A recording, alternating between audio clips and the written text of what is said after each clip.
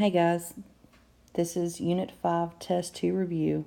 This is the 2-page front and back page that you got in class. We're going to go over this so that you know what you're doing in preparation for the test. So let's go ahead and get started. So it says, number 1, write an equation to represent the axis of symmetry and identify the vertex. So if you remember when we talked about axis of symmetry, that's going to be x equals. So when we're dealing with quadratics, it's x equals for our equation. So remember, with equations, you got to have an equals. Okay. So our axis of symmetry. Remember, where can you fold this parabola to make it symmetrical on both sides? So that's going to be our vertex. Okay. So if this is our vertex, what does x equal for our vertex? Well, it equals 2. So x equals 2. So that is our equation to represent the axis of symmetry. And then identify the vertex. Well, we already did that. The vertex is the point where it's going to be either the highest or lowest. So here, our point is 2, 9. So our vertex is going to be 2, 9. Okay, so let's go on to number 2. Write an equation in standard form, y equals ax squared plus bx plus c, to represent the function to the right, which is this graph, and identify the x and y intercepts. Well, let's go ahead and identify the x and y intercepts because it'll help us for our standard form to get our equation for that. Okay, so our x-intercepts, so where does it cross our x-axis? So right here and right here. So our x-intercepts are -1, 0, and 5, 0. Okay? So where does it cross our y-axis for our y-intercept? Well, let's look. Crosses the y-axis right here at 0, 5. So that would be our y-intercept. Oh, forgot the R. Let's see. So our y-intercept would be 0, 5. Okay. Now, we need to write an equation in standard form to represent this function. So how could we go about doing that? Well, one way would be to look at our x-intercepts, because remember, those are solutions. Those are roots. Okay, solutions are roots, or our x-intercepts. So if we remember back to when we did factored form, well, our factors, which turn into our solutions, we could use those to write something like this.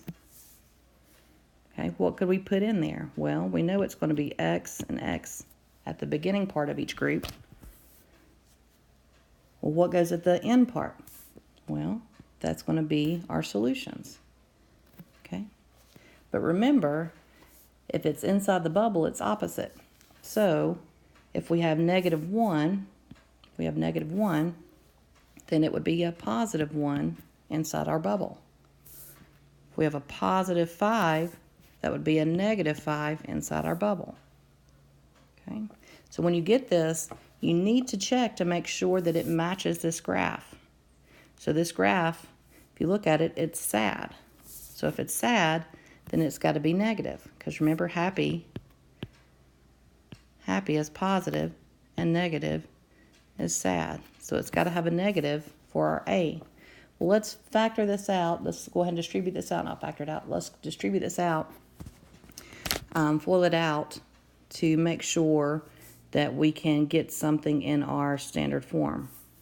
Okay? So x times x is x squared. X times -5 is -5x.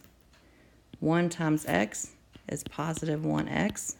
And +1 times -5 is -5. Okay? We combine like terms. So we get y equals x squared minus 4x minus 5. Okay? Well, this is in standard form, but does it match our graph?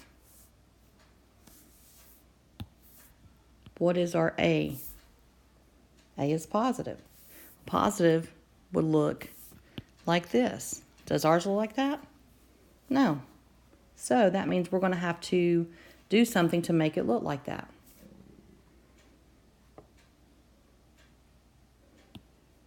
Okay, so what do we need to do? Well, for one, we need to make this a negative. So how do we make that a negative? Well, you could either divide by -1 or multiply by -1. So if we multiply by -1, then we get y equals negative x squared plus 4x plus 5. Okay, so let's check and see if that is correct. Well, it's sad, yes. Our 5, because remember our C is our y-intercept, so it's positive 5. Here we have positive 5. So it looks correct so far.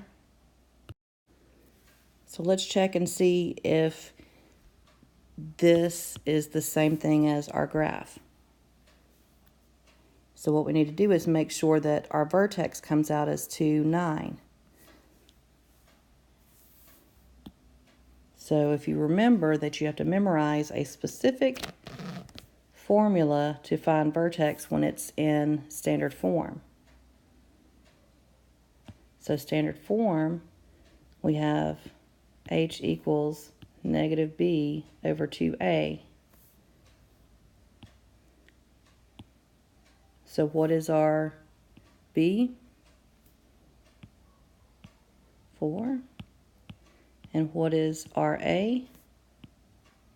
-1. So we have -4 over -2, which equals 2. So here our vertex is 2. Well, and then we got to plug it back into our original equation that we were using to make sure that we get out 9. So then we have y equals negative, plug in our 2, plus 4, plug in our 2, plus 5. Okay, so then we have 2 squared is 4, and the 4 times -1 is -4. 4 times 2 is 8, plus 5.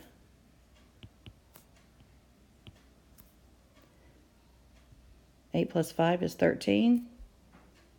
13 minus 4 is 9. So then our vertex, 2, 9. So it does match. Okay. So this equation that we got would be our answer for our standard form. Okay. Let's go on to the next one. State the intervals of increase and decrease, the domain and the range. All right. So I'm going to go ahead and get a little organized. So I'm going to put the interval of increase, and start labeling. Then the interval of decrease, the domain, and the range. Okay, so the interval of increase and the interval of decrease. So remember, it's based off of the x-axis. So if we were going along the x-axis, okay, and say we're driving a car, to get up the hill, because since this is a sad one, to get up the hill, we would need to do what to our speed? We would need to increase our speed to get up the hill. Okay? I'm going to go ahead and put the axis of symmetry in there. So to get up the hill, we have to increase our speed. So that would be our interval of increase. So if we're increasing our speed, we're going from our negative x to our positive x. So if we're increasing our speed, that would be negative infinity up to what point? Well, where does it cross? Where does it hit? So right here at 2, because it's our x-axis, remember? So negative infinity to 2. Okay? So interval of decrease. Well, it's decreasing from here to here. So we'd have to decrease our speed as we're going down. So we would begin at the top of the hill, which is 2. We would decrease to infinity. Okay? Domain and range. Well, domain, if you remember, it's always going to be the same for quadratics. Negative infinity to positive infinity. Or you can say all real numbers. Okay? Range. So range, remember, is going to be our highest and lowest point. Okay? So what's our highest point? Our highest point, because that's our y-axis, highest point is 9. Okay? Highest point is 9. Well, what's our lowest?